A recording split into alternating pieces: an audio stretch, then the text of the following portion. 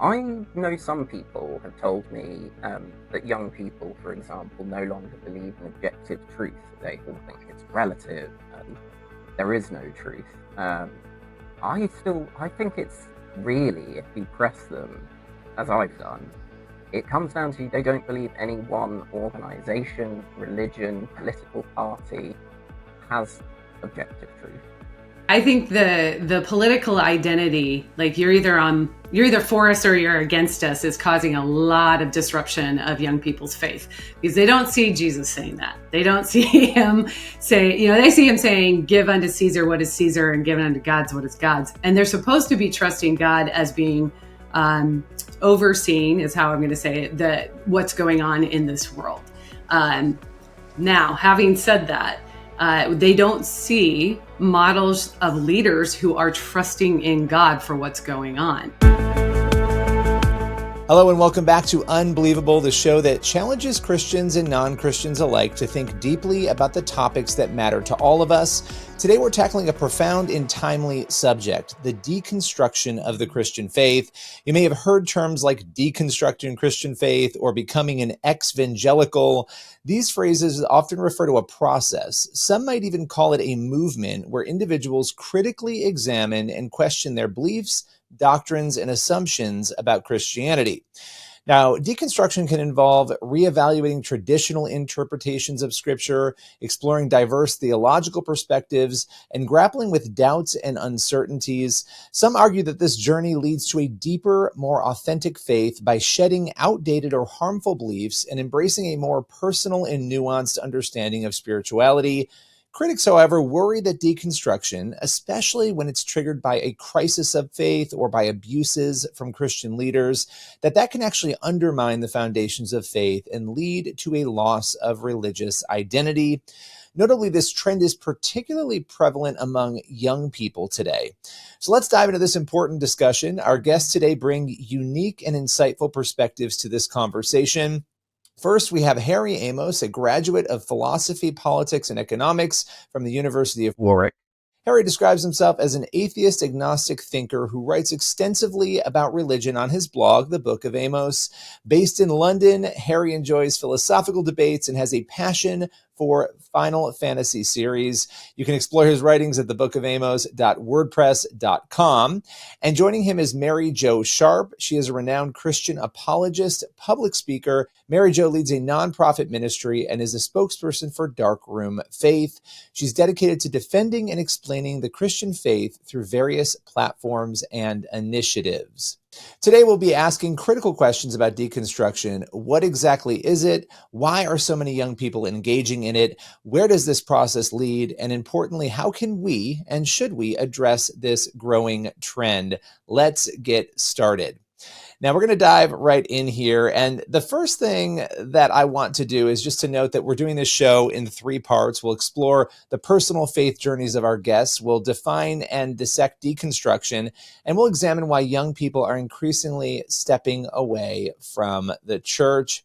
Now, in part 1, we want to kind of get into the faith journeys of both of you. And I want to start, obviously, by welcoming you both. Thanks for joining us today. Thanks for having us. Absolute pleasure. So you both have very different faith journeys, and we're going to kind of break down each of them. And we'll start with you, Mary Jo. Talk a little bit about, you started out in your life earlier on as an atheist. Describe for us your life and how you inevitably came to faith. Yeah. Okay. Well, so how much time do we have? So yeah, I know I used to be atheist, but it wasn't like a hostile to Christians or religion kind of atheist. I just didn't believe in God. Sometimes I'll tell people it was a soft atheism or a non-theism because I wasn't reading atheist philosophy and saying, oh yeah, that's who I am. So I was raised without Christianity in the Portland, Oregon area, where I don't know that the UK audience will understand this, but my Southern US Americans will understand. In Oregon, we have a little bit different culture in that we don't have a church on every street corner. So I tell them it's very different. In fact, my part of the United States has, for a long time, been considered very religiously unparticipant. And so there's some studies on that. So what I didn't have that cultural Christian background, and my parents didn't raise me in church. So what I did know of Christianity mostly was from whatever I was gleaning from television or movies. So it was a very shallow understanding. But what I was raised with was a sense of awe and wonder at the natural beauty that I saw all around me, because I live in a very beautiful part of the country. And I was also raised with a wonder at what humans could do through the arts and through the sciences. So my father, he was a chemical engineer who also loved cosmology, loved Carl Sagan, in fact. He was a huge Carl Sagan fan. So for my Gen Z people out there, you should go look that guy up. But he was very influential, especially in the 80s with television series and books. So my dad taught me to wonder at the universe in which I live. And then both my parents were Shakespearean fans, and so they loved to take me to plays. It's hard to go to a Shakespeare play without being confronted with the questions on meaning of life and, the big philosophical questions. So I think over the years, what happened was these areas profoundly impacted me. And so much so that I began to wonder, what this was all for. I began to wonder about my place in the universe. Do I just live and die? That's the end. And I think it made me more receptive to discovering what was behind all of this, or what was at the base of all this. So as I got older, as I was about to leave my high school education and go off to university, I had a music teacher who was a Christian, and he was burdened for me. So he didn't know what to do because he was afraid of losing his job. He didn't want to witness to me because he thought, hey, he might get in trouble. So what he did was he gave me a Bible as a graduation gift. And he said, when you go off to college, you'll have hard questions, and I hope you'll turn to this. Funny side note, he reports that I didn't receive it super well. So I don't know what that means, because I don't view myself as an aggressive person or a very negative person. I always try to make people feel comfortable. So apparently I just didn't give him a great response. So that Bible, I wasn't sure what I was going to find in there, but I was going off to university to teach music like he taught. So this is a person I respected. So I took that Bible and I started to read through it because I had questions that I was looking for answers to. And to make a big, long story shorter in this part, what I found was the source of beauty, the source of intelligence that was behind it all, that uncaused first cause sort of in the background of the universe. So when I went off to college, I began to visit churches, which is kind of funny because we always talk about the opposite. Kids go off and then they get challenged and lose their faith, but I didn't have faith. So I went off to college and for the first time, I began going to churches on my own. Eventually, I got to a church where I heard an explanation of Jesus that made sense to me as far as trusting him for salvation. That it made sense to me that humankind was in need of salvation, and this was the answer. So that's sort of the testimony story. But then I met the church. I got involved with church, and it wasn't what I was expecting. I saw patterns of behaviors in Christians that didn't seem to match up to what I was reading in the teachings, specifically of Jesus himself. And so I didn't necessarily fit in with what I was, because I became a Christian in a Southern evangelical culture, but I'm coming out of the Pacific Northwest. So it caused me a lot of questioning about whether or not the people who were professing this actually believed it was true. And I mean, true enough to frame their lives on those teachings.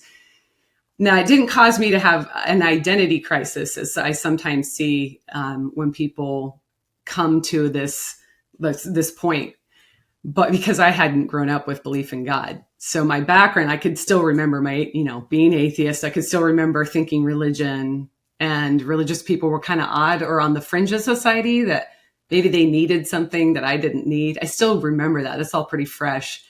And like I said, I had no cultural church background to contend with. So as I started to have this conflict where I didn't much like what I was seeing, I didn't much like the people that I was encountering, I thought I came to this understanding I needed to dig into some harder questions. And that probably goes back to that parental raising of causing me to wonder, like, okay, let's go deeper. And so I began to dig into these hard questions that I had about God and the universe and what is this all for? And how do I reconcile concepts of origins and rationality and consciousness and morality, justice, the human experience, and what to bring this down so I don't go on forever is that I began to see that my beliefs, the beliefs that I held, were indeed based in a Christian philosophical framework. So for me to say that I didn't believe in God would be intellectually dishonest. I did not have an atheist philosophical framework for my beliefs. And that was a really important point in my journey, that realization. It didn't mean I had all the questions answered. It just meant that I realized what my basis for my beliefs, where it was. And it was overtly Christian. And I was actually a bit disappointed because it meant that I realized, like, here's the basis for my beliefs. So I couldn't just walk away. And that was the disappointing part, was that I realized that I was still associated with the people that I had troubles with. And so that was hard for me then. And it still is at times hard for me. And I think we're going to get into a bit of that today, as we shall see. So that's my goal for today, is really to share why I think people are deconstructing. And I have a lot of experience with some things I encountered in the church, more so than I'm not really don't have the space for like proving all of these arguments, proving Christianity is true. But I do think there's some really good conversation on this deconstruction issue that we can have. Absolutely. And, Harry, I want to come to you. And it's great to kind of start with your stories, because we get a sense of who you both are, where you've come from. And then we're going to dig right in this first segment into deconstruction. But Harry, your journey is very different. It's sort of the inversion of what we just heard. Talk a little bit about what it was that led you towards deconstruction. We'll get into defining deconstruction after, but what was it that led you to start asking questions that led you in a different direction from Mary Jo? And just prior to that, lovely to hear your story, Mary. So as for my own story, I guess I would try and keep it in a nutshell. I grew up in a largely non-religious household. I went to a Christian Church of England school, didn't come out of that particularly Christian. In fact, I would have rambunctiously said, well, I'm an atheist, not really knowing what it meant, or being able to justify that at age 11. Then went to a secular grammar school. The positive influence, and this is something that I would affirm of my own brother's Christian beliefs. So he came back, and don't quote me on this, but I seem to recall he came back from a Christian camp of some sort, aged 18. There's about 7 years difference between us. And I found it fascinating that he had so strongly converted to evangelical Christianity. So I asked him every single question in the book, and I was determined to understand why. He said, "Come to church." I said, "Of course." Absolutely not. No way, no way at all. But somehow he managed to convince me, because I thought, well, I've been to church and on Christmas Eve, and it's as boring as heck, if I'm allowed to say heck. So I went, and the preaching and the music and everything was deeply emotional, but also there was just something that rang true to me. There was preaching, I distinctly remember, on Rahab, the prostitute. I know that might be a biblical term, and versus now we might say sex worker. But her story and her redemption and the spies and Jericho and so forth, and the narrative that you were loved, that you could be forgiven for anything that you do, no matter who you are, that you were saved by God, through the incarnation and through the crucifixion and through the resurrection. That was amazing to me, and it changed me completely. And I became a Christian, did the whole process, as it were. I then led a Christian union at my grammar school. It was a really positive experience. I still have my closest male friends, and we co-led it together, and it was really nice. And there were some people who would come in mocking, and they became Christians. And we did some charitable stuff together. We would read the Bible together, pray together. It was a really nice experience. I then go to university, and I encounter what a Christian union might look like there. And I found it didn't quite match what kind of Christian union I was expecting. I was expecting an ecumenical type umbrella Christianity that I had seen at other places. So, for example, I went to Soul Survivor Festival, which I imagine a number of people who are listening into this will know about, as well as its fall from grace, you could say, and that I'm sure we'll touch upon. So the issues that started to arise. So I became a 520 leader, as it's called, essentially a small group leader. You have to sign a doctrinal confession, a doctrinal basis, affirming all sorts that conservative evangelical Christians would affirm, such as the inerrancy of the Bible and in its original manuscripts, etc. I won't go through that, those technicalities, but so I was fine with that. But then I started to kind of go, well, the issue of women and their place in the Christian Union is important. It's not a secondary issue.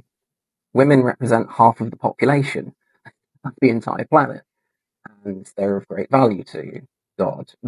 This is wrong. This is a wrong way of putting things. And a compromise is not that women don't speak in the Christian Union. That's not a compromise position between women can speak and they should, and women can't speak and they shouldn't. So there were issues like that. I came to be running through, and they would give you a script of here's what you say basically to your small group. And the passages were those of the Exodus and particularly the Conquest. I really struggled with these. They are passages usually regarded as encouraging genocide, the slaughtering of men, women, men, girls who have never slept with a man. You can take for yourselves, but kill all the boys, the infants, etc. These kinds of passages. I'm thinking Numbers 31, 1 Samuel 15, things like this. So I was asked to preach on them, and I started saying, are you finding this problematic? Anyone? And everyone's just shrugging their shoulders and saying, no, I don't understand. Why would this be problematic? It's God's righteous justice on the evil Canaanites and the Amalekites, of course. But that didn't resonate with me. So I started to read, I started to pray desperately, I started to go and read every book imaginable, both from a Christian and a perspective theologically, and then historically as well. And although I ended up coming to the conclusion that the Exodus and the Conquest didn't historically happen, which is great because it means that there's no ethical problem anymore if the events didn't happen. But if they didn't happen, what does that then mean for my Christian faith? How does that work? Because people said to me who are more liberal Christians, well, red letter type Christians, just read the Gospels. What Jesus says matters. What he did matters. But I couldn't accept that because Jesus was a Jew. He celebrated Passover and instituted it as the Eucharist in communion. Therefore, and it would be odd that he would be kind of almost disingenuously repeating a historical lie, which he would know to be the case if he were fully God and fully man. And so the two worlds, if you like, really didn't marry up nicely. I then started this process, as you can already see, of deconstructing in other areas. So with science, in the worlds of cosmology, as you mentioned, Carl Sagan, but I'm thinking other individuals, um, in evolutionary biology terms, in philosophical terms, and I ended up gradually liberalizing over time until I realized there's nothing I can really cling to anymore. It's just, St. Paul says, if the resurrection didn't happen, your faith is in vain. And I came to the conclusion, I don't think it happened. And at that point, my faith was gone. So I deconstructed to a point of there being nothing left. Many people don't follow that path. They reconstruct. And my brother is a person that has recently done so. He's you almost wish you kind of could have him on the same time, and he would have a very interesting and different story. So yes, he's been doing that over the past maybe 2 or 3 years, and that's really strengthened his faith. I think I'll pause there. Yeah, I mean, there's so much there, and I appreciate you both taking us through the stories. And you brought up a very important point. I want to come to you on this, Mary Jo.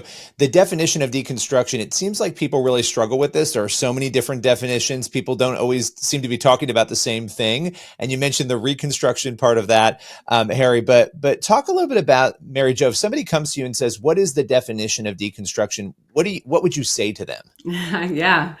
Well, Harry might have this understanding as well. I would first say, definitionally, we're not talking about the philosophical understanding of deconstruction of the constructs of human language, stuff like that. You get that when you study philosophy. We kind of have a tendency to think of it in a little different way than its contemporary sociocultural sense.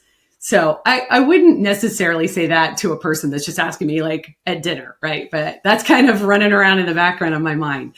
But for me, I would say, I call it reverse engineering the parts that make up a person's faith. And as you heard, when Harry was going through all these different passages in the Bible that were problematic for him, see, he's pulling it apart. So there's an engine called the Bible, and he's picking it apart and he's looking at, what does this do? And what is this? And so I would say it's a good sense of what deconstruction is contemporary culture is that reverse engineering, where you're looking at the things you've been taught and you're pulling it apart to say, what is this? Do I believe this is true? Yeah. And that's actually a very helpful definition. And I want to throw to you on that, Harry. Is there anything you'd want to fill in on the blanks there or add to what you just heard Mary Jo say? I actually am going to completely agree. I think that's a fantastic definition, and I hadn't quite put it, or illustration, maybe not quite definition, but I really like that. But when I asked, because I thought, well, why not do a poll? I have a large, I'm very lucky, have a large, diverse friendship group of people of all different faiths, none. I think deconstruction is a particularly Christian/agnostic kind of term when it's applied to religion anyway. Ignore political philosophy, as Mary said. But I've got very varied answers. So some of my more, let's say, fundamentalist inclined individuals regard it as kind of leaving the one true religion. You are now unsaved, or you were never a true Christian, because of course you can't become unsaved. That's just not a thing. Others would say liberalizing, which might be a good thing or a bad thing. Sometimes it would be deconstructing beliefs previously held simply by upbringing or perhaps initial conversion. And then that may or may not be reconstructed. And I think that latter one was maybe the most common that I came across. But I think definitely if anyone's talking to you about deconstruction, nobody owns the dictionary is a saying that I often say. Ignore Oxford, but nobody owns the dictionary. And so ask that person, okay, you say you're deconstructing. What do you mean by that? and listen to them. I think is very important. Yeah, do you want to add to that, Mary? Because the listening part seems very important. It seems a lot of people, when they're talking about this, the confusion is in that we're not really understanding where the person is coming from when they're talking about that journey. Yeah. And I think we're going to unpack a little bit more about this, but I have an education background, I take more of an approach of learning together. So I think sometimes people skip that when you need to listen to find out where a person's at so you can see where it's most helpful to discuss with them. But many times I have found Christians, especially the fundamentalism that runs around in evangelicalism, where they take more of an authoritarian approach. And that's where we can't have a conversation because I'm going to tell you. And if you don't agree with me, then, like Harry was commenting, you never were saved. You're not, just because you don't agree with my view and my way of seeing Christianity. So I take more of the educator approach. And I think listening helps you understand who you're dealing with, how they learn. There are different learning styles out there. And so that helps you have a better conversation overall.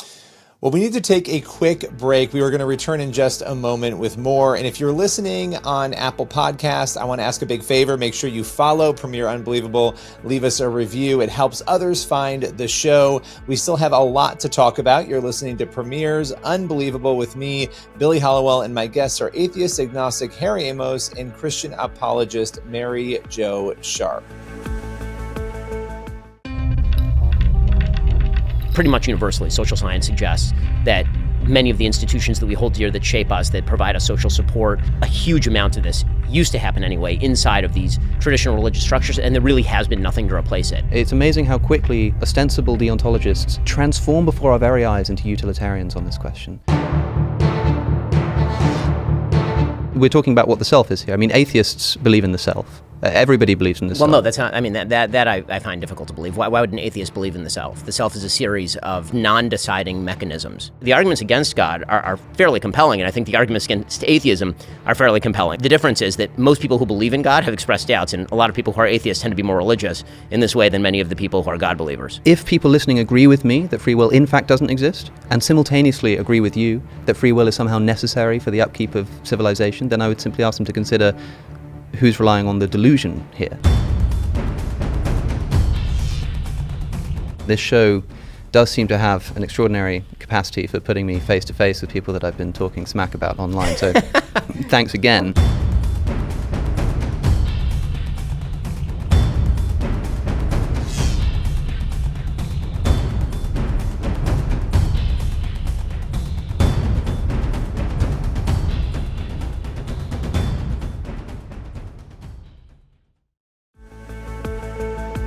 Welcome back to part 2 of this discussion on Premier Unbelievable, where my guests are atheist agnostic Harry Amos and Christian apologist Mary Jo Sharp.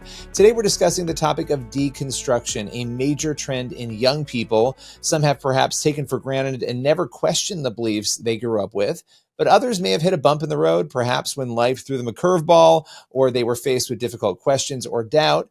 And, they're looking at their faith, they're asking questions, and this can leave a lot of young people feeling disillusioned and alone when they don't have the support or the answers that they are looking for. So we're diving right back in here. And Harry, I want to come to you on this, and then I want to go to Mary Jo. And it may be strange that I'm asking you this first because of where you are in your deconstruction journey.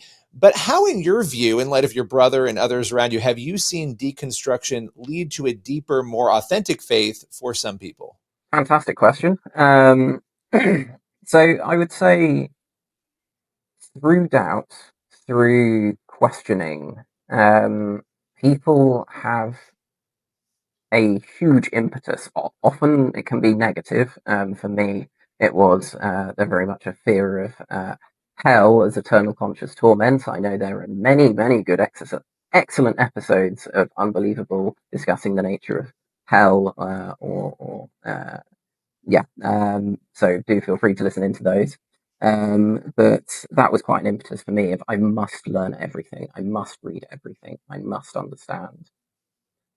And I think that there is when you've gone through that process, it's great for making the foundation of your faith more unshakable. I think it makes you a more empathetic person which, if let's just say you're taking an efficiency, how many people can I convert type approach with your apologetics. Not that I think, people necessarily do some, but, just from an effectiveness point of view, you'll understand people better. You'll understand why they are doubting, why they're questioning, and you might be able to help them with answers or point them to sources which might help present different sides. I point people to unbelievable all the time, so I'm sure there's a good contingent of people who have joined unbelievable as a result. So that's quite fun. But yeah, I would say deeper intellectually, more satisfying, more, in some ways, more biblical. There are a number of biblical characters who doubt and grow as a result of that. You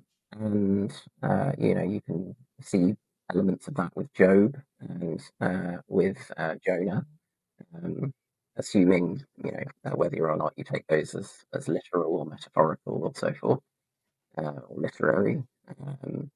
But certainly empathy, I just note that anyone who's gone through this process, I can talk to on such a better level than people who haven't. Well, let me add here, or ask rather, Mary Jo, in your experience, obviously from the Christian side, there's a lot of fear when people hear that somebody is deconstructing, or somebody at church or somebody around them in their community. There's a little bit of fear and confusion around that. But how have you seen deconstruction, in what ways maybe lead to that more authentic faith? Oh, yeah. I've seen it in my own life. I've seen how I went through a time of wondering, what was it that I really committed to? Was this just something I felt? What was this? What do I believe? And I'll take it away from me in a second. But for what it did for me was it really pushed me to say, what is your framework? Like, what do you believe about the universe you live in? And so what is that based on? And that's the thing that when I talk to people, I don't think they've had a chance to breathe in our Western economic systems, because they're just trying to survive. And they don't have this opportunity really to say, whoa, what is my framework? Like, what? They're not taught philosophy as strongly as they used to in schools. So now we're dealing with people who don't know how to reason well. They aren't pushed to say, well, what are you basing your beliefs on? So I think this is a good practice. It helps them to come to understanding, oh, maybe I never did believe this. Maybe this was my parents. Maybe this was just something that I was raised in, but I've never critically analyzed or looked at. And so I think it really helps them, especially when it comes to identity and maturity, placing themselves into an adulthood position where they're maturing. I think reasoning through your faiths actually helps you understand yourself better, understand your place in your community and in the world better, and your goals. It's so good and so healthy for people to do. So that's where I think it's a benefit for Christians. And I would just say, you brought up the fear factor. Fear is not a good teacher. I will just say that. I mean, it is, but in a negative sense. Fear, as far as opening your mind and being educationally sound, is not the path. It's not a best practice. Yeah. Well, and that's actually even a biblical teaching too, by the way, right? That fear is not, a great teacher in terms of, being overtaken by fear and taking captive of our thoughts, those sorts of things. But fear is what were you going to say, Harry? Sorry about that. Fear of the Lord is the beginning of wisdom, is it not? Yeah, it depends on what that fear of the Lord is. A recognition that if you believe in a God, like a Christian God, that can create a universe, then there's a respectable and reasonable situational fear between what you are and what that is. So I don't have a problem with that kind of fear. Yeah, for sure. Yes. That's more of a reverence, right? Yeah, that was somewhat unjust. Don't worry. I'm sorry, Harry. I'm getting to know you. No, not at all. I think so. Firstly, absolutely eloquently put, and I agree with everything that you have said. I'm just thinking. The other thing, I guess, I would reflect on is, if it's true, then it should stand on its own 2 feet. It shouldn't be something that people are afraid of doing. or that you should be afraid of your child doing, or your sibling doing. It should be encouraged. Do that, and you'll just find, dig and dig, and you'll find gold. If that's your faith, then it should be the case. That investigating it more will only bring you greater joy, greater knowledge, and closer to God. So yeah, but it just reminds me of, of one time, just on the empathy point. I once spent 6 hours in a coffee shop one time because of it was presuppositionalism, and that approach to apologetics of, well, you don't have any basis for truth at all if you don't have the Bible. The Bible is the beginning of everything. And this kind of just circular reasoning just went on and on and on. And I tried to explain, well, I have these problems, and there was just no listening. None. And because he hadn't gone through that process of doubt and deconstruction, his faith had been just really instilled in him as a child, as a young person. Don't question was very much, and that's me reading into it, but I think that was quite true. I think it was quite evident that he hadn't been encouraged to ask questions. Well, and asking questions is such an important thing. And so I have another question for you both. And this one transitions a little bit into really this issue of deconstruction being something that's happening more prevalently among young people today. We're seeing it more obviously. We're here talking about it right now for a reason. There are a lot of different people out there placing the blame, quote unquote, blame for deconstruction, or the reason rather, maybe that's a kinder way of putting it, that it's happening. Some are saying it's culture.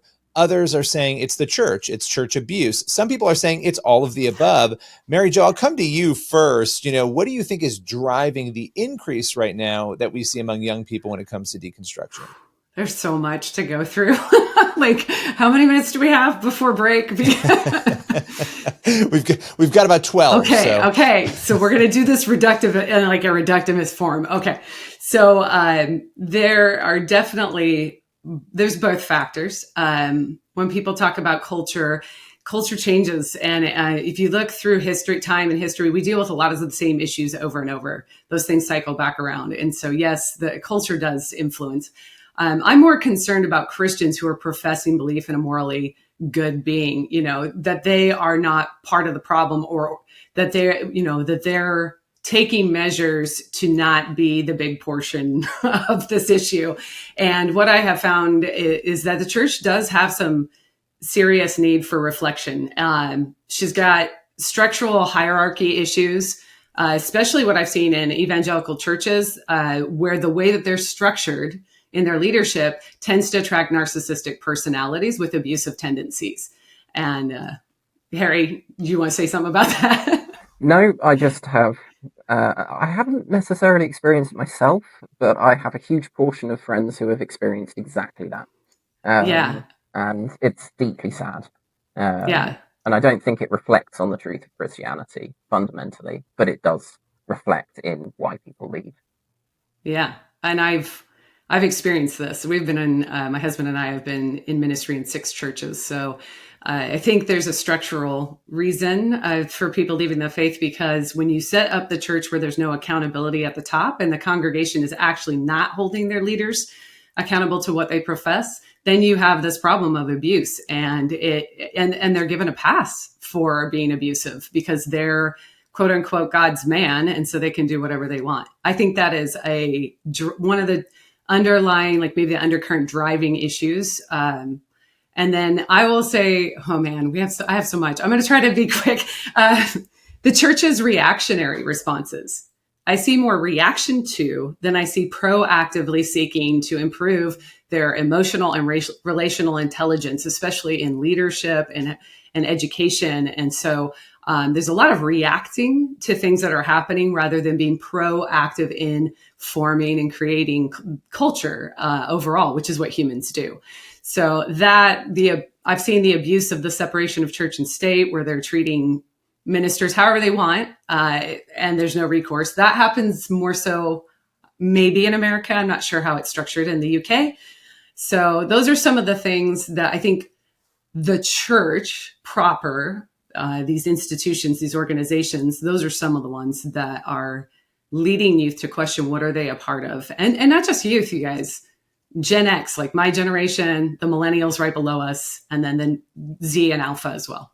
What would you say, Harry? Well, I have a number of things, I guess. So I completely agree with, again, many of the points that you've raised there. I guess I approach this with my kind of sociology type, data type hat on. There's a lot of articles, podcasts, books, and videos trying to figure this out as we are right now. And there is no one simple answer. It differs by race, by gender, by country, by education, by age. Even within, when we say young people, there's a huge diversity between how you're going to be talking to someone who's 13 and someone who's 17.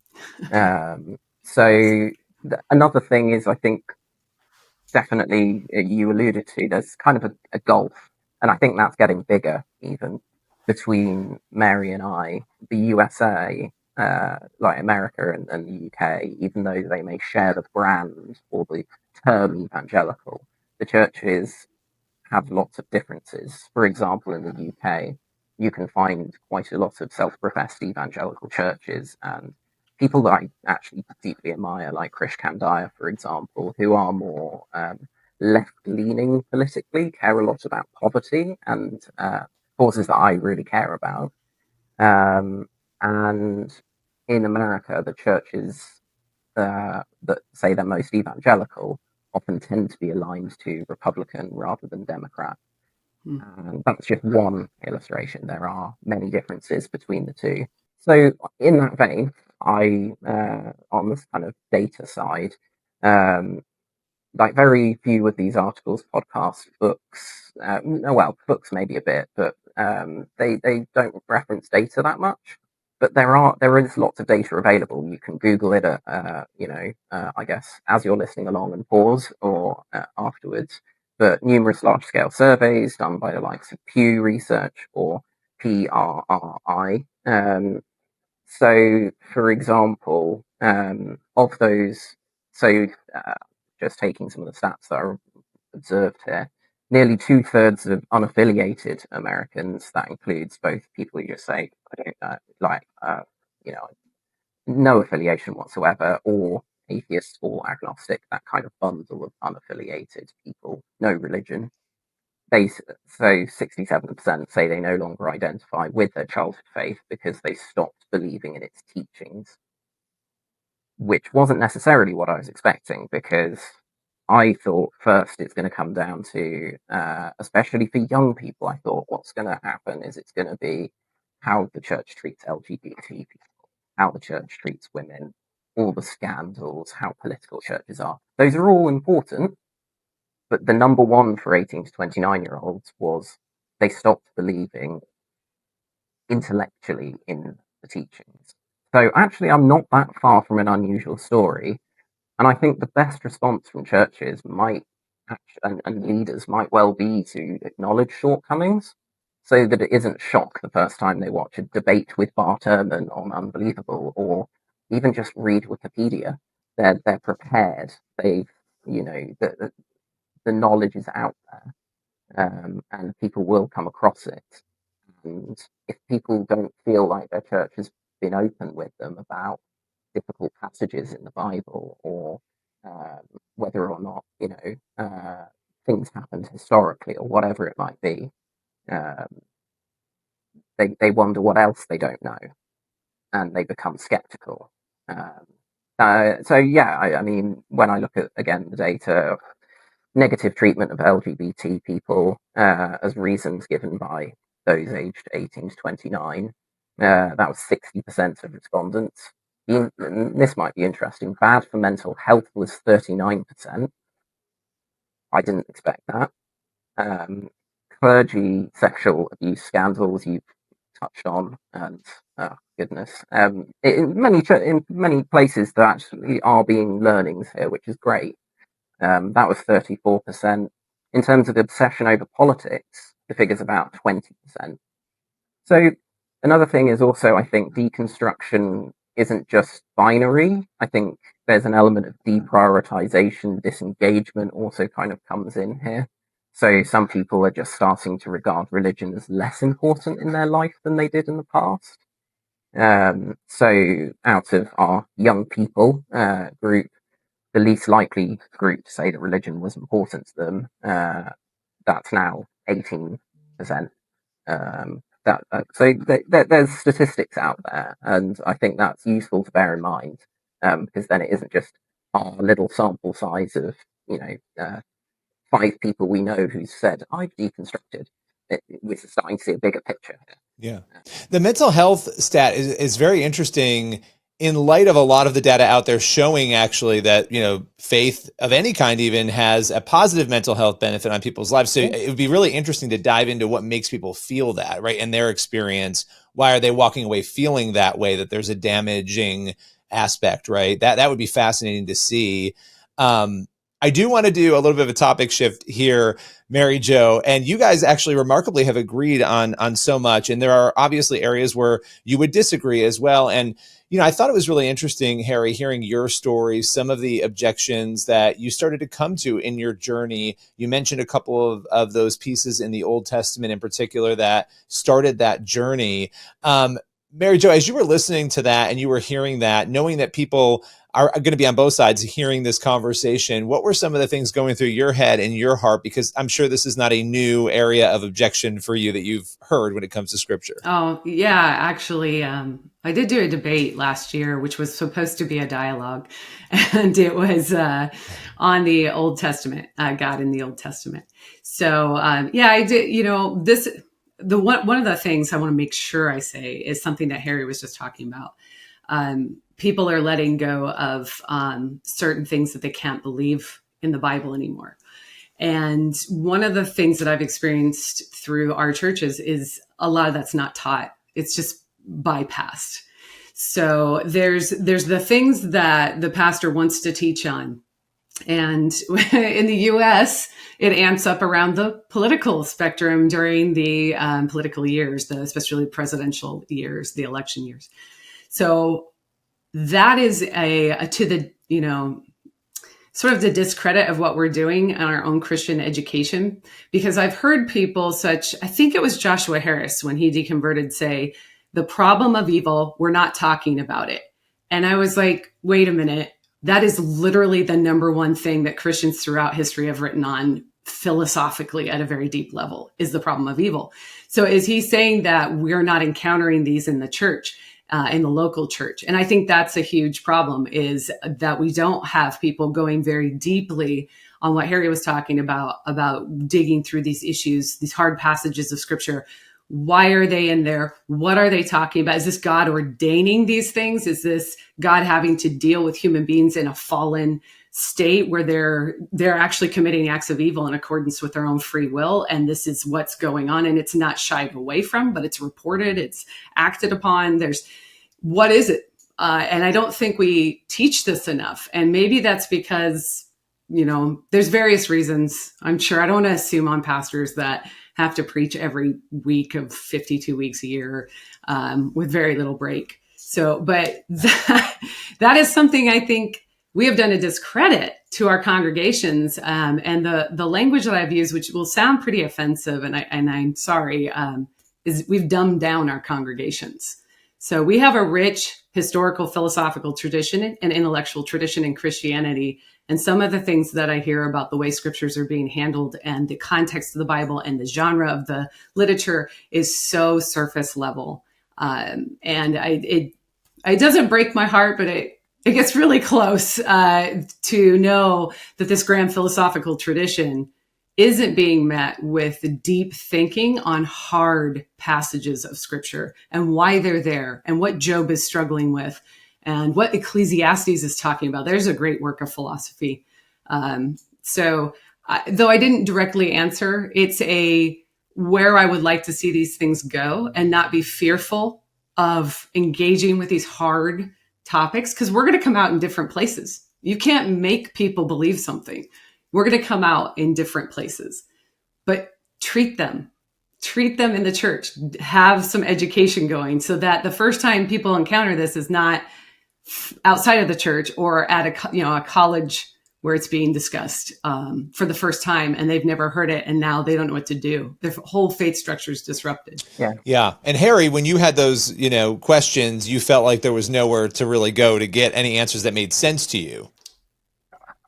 No, actually, I would say quite the contrary. There's a wealth of resource out there, and I would emphasize, I know I would fall foul, for example, of some of your other guests who would align themselves with atheists, but Christianity does have a very rich theological, philosophical, and every other kind of logical, logical, not illogical, kind of history, and it deserves to be read.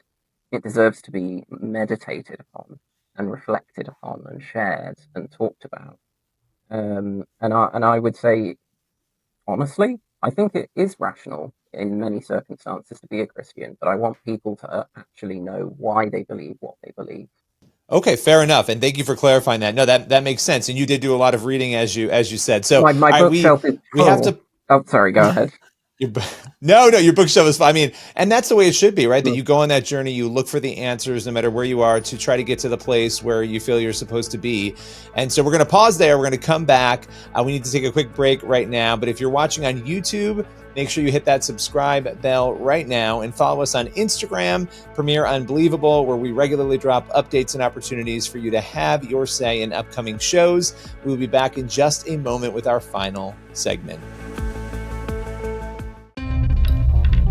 Looking at the gap between what I was experiencing during frontline work and what I had been taught as feminist theory shook my faith in feminist theory.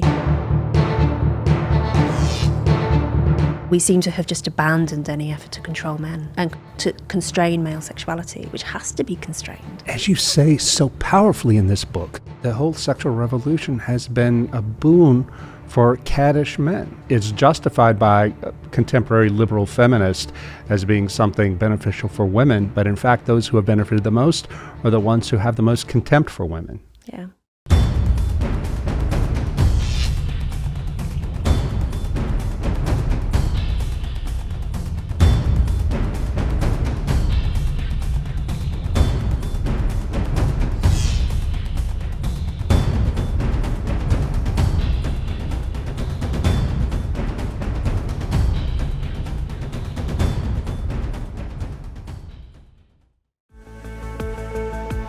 Welcome back to the final part of our debate between atheist agnostic Harry Amos and Christian apologist Mary Jo Sharp.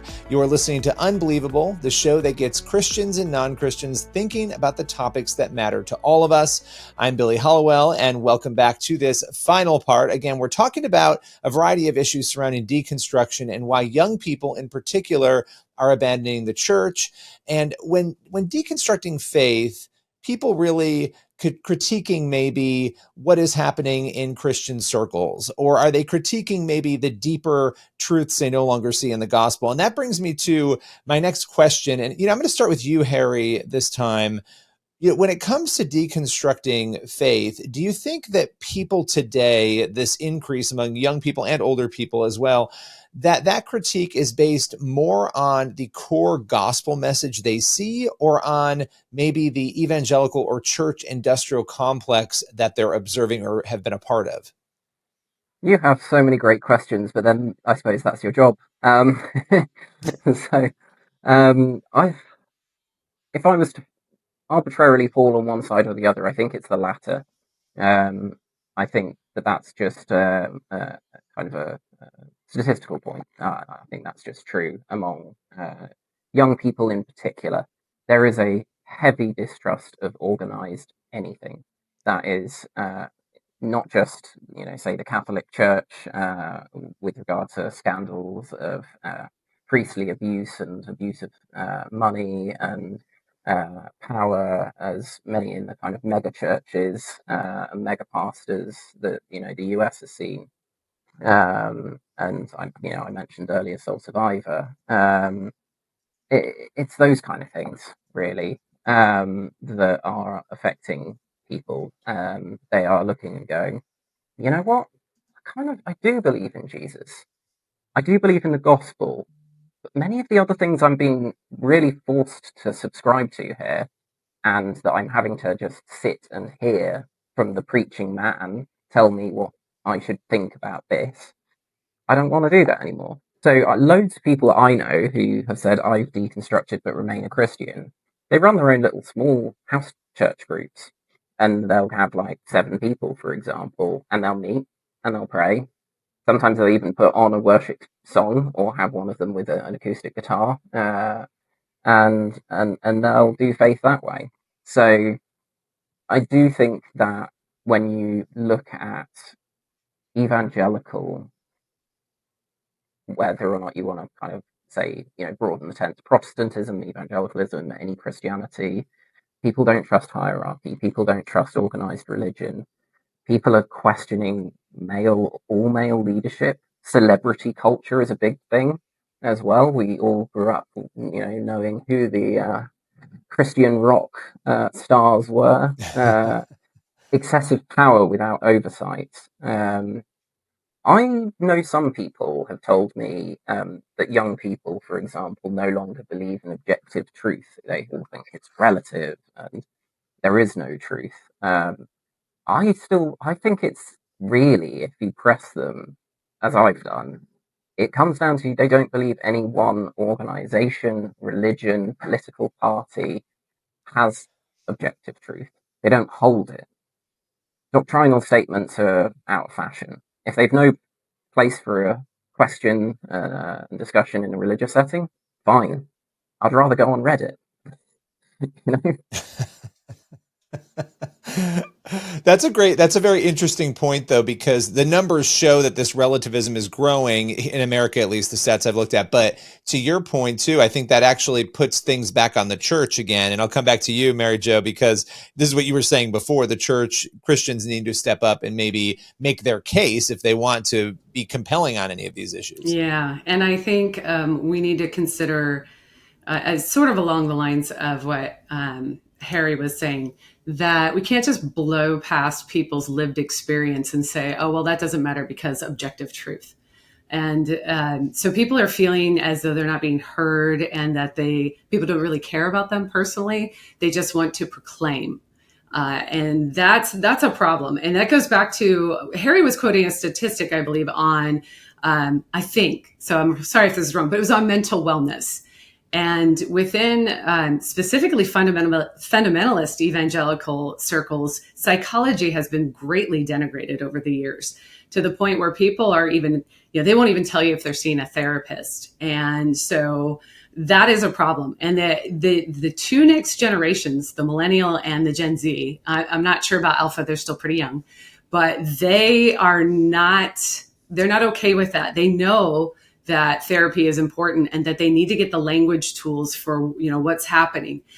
So the church rejecting mental wellness outright is suspicious at best to these generations. And I think it is to our discredit that we don't talk about the veracity and validity of the science of the mind. So it's very important going forward, especially in evangelical spaces, that we begin to speak more empathetically, more Christianly about the science of the mind and mental wellness, as well as physical wellness, and how these things work in concert for human flourishing together with their faith, not apart. And that we don't denigrate people who are saying, they're having crises of faith. And then well, here's objective truth. Before we even find out what the crisis of faith is about or where it comes from, before we find out about their lived experience, which a lot of people are just saying, well, that's just subjective. Yes, but it is their subjective perspective. And so it does matter. So that's a very important piece of what's happening in my estimation. So it looks very unloving. It looks very un-Jesus-like. So I would say it's unbiblical in a sense, but since I'm not going to unpack that for you, I'll leave it there. I wholeheartedly agree with everything that Mary has said. The stat was 39% of those who left faith aged 18 to 29 blamed, or kind of said that that was a key reason that they left. Yeah, thank you. Which I really would say the stats, and I've read all these kinds of papers myself. Faith is often very good for mental health, but I think what they're referring to is the evangelical church that I was in, and that frame of mind, the hellfire and damnation, all of that, that was negative for me. Billy, can I comment on that real quickly? Yes, please do. Please do. Because I want to say that I do hear that a bunch, and that it wasn't my experience, but I will comment on this in that the church that is emphasis on hellfire and damnation do not place an emphasis on what we're supposed to live for. So they don't teach you how to enjoy God. They don't teach you what loving God or becoming Christ-like means. They don't teach you about human flourishing. And so there's this strong negative in their teaching. This is very like the fear factor. But then they don't teach you about what is good, true, and beautiful about creation or about having a faith relationship. And that's another thing where I think the church lacking that is turning people away, because they know not everything in culture is a bad thing. So teach me what to live for. Teach me how to flourish in this life. I think there's maybe I'll try and keep it to a minute, but the things that you were saying. So at the Soul Survivor Festival, for example, this will just give a bit of an anecdote that touches on numerous points. So I was told, okay, you're struggling with personal kind of trauma-related thing. Don't see a counsellor. Counsellors are absolutely servants of this world, and instead you should go to the, what was it called? But essentially it was a pseudo counselling room with completely untrained counsellors. The volunteers there, and they were just volunteers, they didn't have to have any qualifications, you just had to be over 18. You could pray one-on-one in a very, very small enclosed space with these people, and that's what I went and did. They have not even any training at all in mental well-being or mental illness. And he said, okay, I can see that we need to do more work. So because of the safeguarding faith, he then gave me his details. I then followed up and rashly thought, well, I'm 18 and God will protect me, so it's fine. No need for safeguarding. So I went off to go and meet this fellow who told me all sorts of fanciful stories about how he was meant to be the Archbishop of Canterbury and things like this. And basically just completely trashed all modern science, anything around psychology and counselling. He said you just need to pray, and you need to pray with a mature older man. And you go, there was something wrong with that on every level. They're treating Christianity like magic. Here, take this, you'll feel better. Well, I mean, I have epilepsy, and at my local church, I was told, well, it's caused by demons, so you need to pray more. Oh, man. And I would emphasize, this wasn't a reason I deconstructed, but I can understand why people do. Something like that. And I would just add, when you have a multitude of studies showing that a relationship with a higher power in a church community could be beneficial to you, it would be helpful if you're in a realm that embraces faith, a church, to lean into that by then figuring out how can you come alongside people to meet the actual needs that they have, the actual mental health needs that they have, to do what we're talking about while also acknowledging that there is this benefit. Imagine if those two things came, and there are many churches where they do come together as well. There are. But if more churches were doing that, that'd be incredible to see. It would be. So let me just another hard topic shift here, into politics. This came up a little bit before, and it was in some of the data that you read. In America, there's obviously different contexts here, the UK and America. Right now, what I've seen that I think is interesting, obviously on the Republican side, you often will see those connections. You're seeing it more on the Democratic side too, where leaders are coming into churches and speaking, and you're having sort of these relationships form. How do we think young people in particular, but all people, are reacting to that? And what role do these deeper ties between politics and faith, what role do those play in your views? And I'll start with you, Mary Jo, on deconstruction. Ooh, what do they play? Okay. So yeah, I think the political identity, like you're either for us or you're against us, is causing a lot of disruption of young people's faith because they don't see Jesus saying that. They don't see him say, they see him saying, give unto Caesar what is Caesar and give unto God's what is God's. And they're supposed to be trusting God as being overseeing, is how I'm going to say it, that what's going on in this world. Now, having said that, they don't see models of leaders who are trusting in God for what's going on.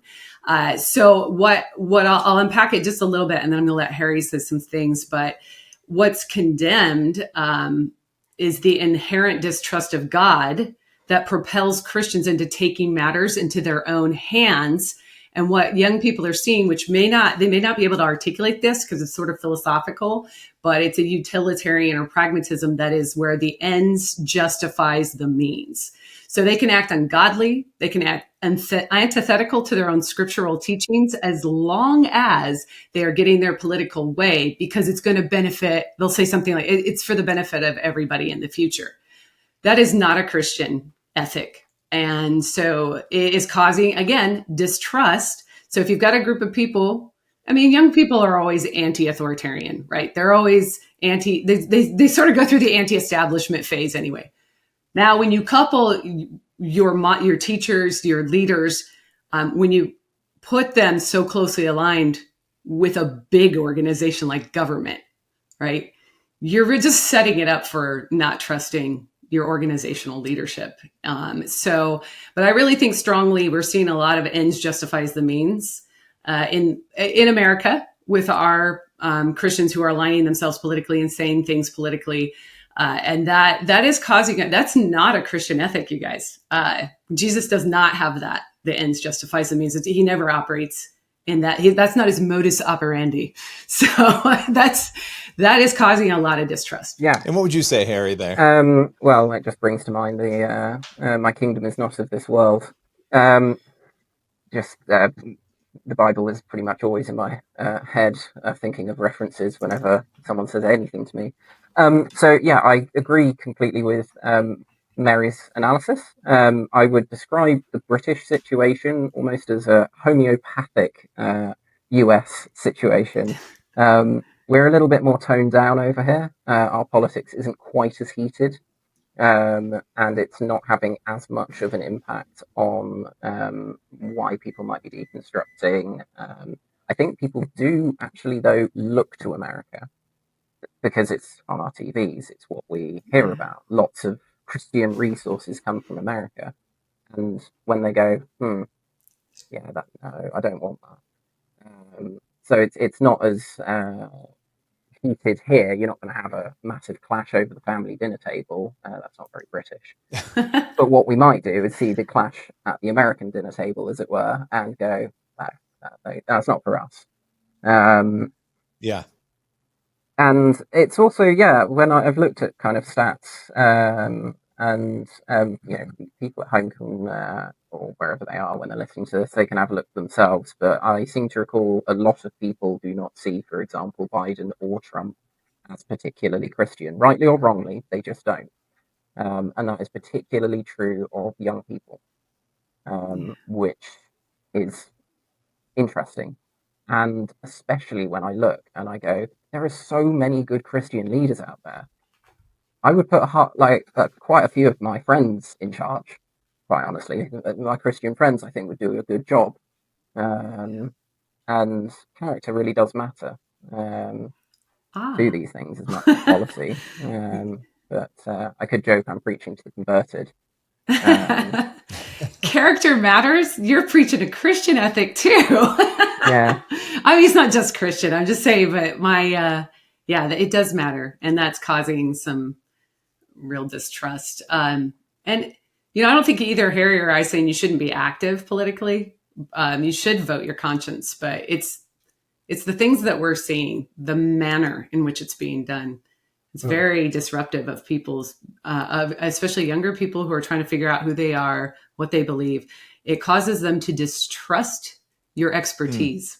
Yeah, and it's the merging of the two. It's one thing to have an opinion, to go out and vote. It's the merging of the two that can have that sort of impact where you're saying that, and when I say the two, faith and politics becoming this one thing, right? That you have to believe or do this thing or you're not a Christian. That seems to be the thing that we're often seeing, at least in American politics. It's nice that, Harry, you're not fighting over the dinner table over there. That is nice, because Thanksgivings in America are going to be very uncomfortable this year, and so will some holiday meals. But I want to kind of go back to this general, and you mentioned this before, Mary Jo, but about questioning, asking questions, having doubts. But is questioning your religion, and this could be even your lack of religion, Harry, in your case, is this a healthy process that can lead us to a greater depth of commitment and personal belief in the end if we do it the right way? I can keep that really nice and short. Yes. I genuinely think yes. And I've seen that. I've seen that with my friends. I guess the only key thing that I would say, wherever you're at, if you're a agnostic atheist, or you're, a liberal Christian or a fundamentalist or whatever, or a Muslim, or just be really wary of biases that exist in your mind. And Mary touched on psychology earlier, and there is a wealth of psychological and sociological evidence around belief formation and how we seek, confirmation bias is just one of a whole universe of biases that we have. And that's also on the logical front as well. We need to be careful of that when we do our deconstruction, that we're not falling into those pitfalls. We are deliberately seeking out. That's one thing that I say, and sometimes people call it steel manning. I say go and find, as opposed to straw man. Steel manning. I like so that. Find the best person that you can possibly find to represent the point of view that you disagree with. Don't find some, internet atheist and you go, yeah, whatever. They haven't even read the Bible. Well, then there's no point in listening to them, is there? You want to have someone informed and reasonable. So if you, for example, ask me, right, okay, well, who would I recommend as the best person to argue that we have the closest thing possible to the original New Testament manuscripts? On the for side, that would be Daniel B. Wallace, for example. There are others. On the no side, almost certainly Dr. Bart Ehrman, among others. And I can tell you that because I've read their works, I've listened to their lectures and their debates, and I know who they are. And I would recommend to anyone listening who is interested in that question, both. Don't just go for one or the other. So on questioning, do you want me to respond? Yeah, I would love for you to respond to that. I'd love to hear that, especially from, we talked a little bit about it before, but from the Christian worldview, why would that potentially be helpful? Okay. So I'll speak a little bit from that framework. So for me, in the Christian worldview, if you believe in a God who is the creator of everything, obviously your rationality is not his. So you have something of a lesser rationality. So in other words, you're not going to be able to have all the answers ever.